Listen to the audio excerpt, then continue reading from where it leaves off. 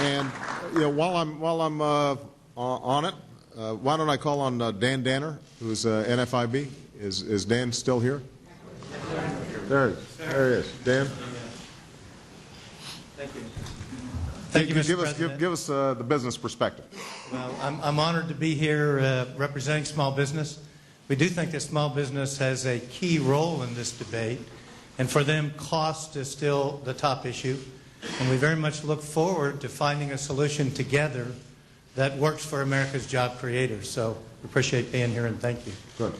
One thing I want to talk about, just this whole cost issue. I can't emphasize this enough.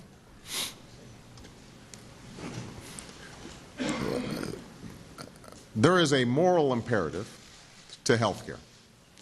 I get 40,000 letters, I guess, every day here in the White House. I don't read all 40,000. But my staff selects 10 every single day that I read and try to respond to as many of them as possible. It's a way of staying in touch with the constituencies that I had a chance to meet during the course of the campaign.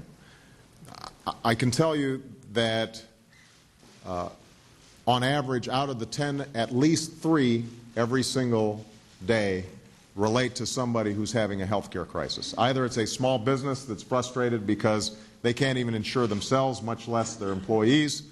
It's a mom who's trying to figure out how to insure their child because they make a little bit too much money, so they don't qualify for S-chip in their state. Heartbreaking stories. So there is a moral component to this that we can't leave behind.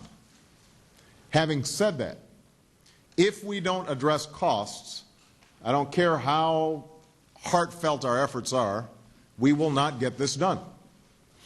If people think that we can simply take everybody who's not insured and load them up in a system where costs are out of control, it's not going to happen. We will run out of money. The federal government will be bankrupt. State governments will be bankrupt. So I hope everybody understands that for those of you who are passionate about universal coverage and making sure that the moral dimension of health care is dealt with, don't think that we can get that done without, excuse me, it's a health care forum, so I thought I'd,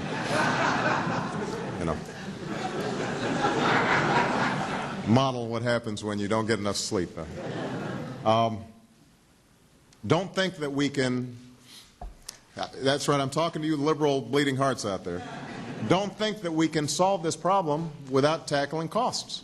And that may make some in the progressive community uncomfortable, but it's got to be dealt with.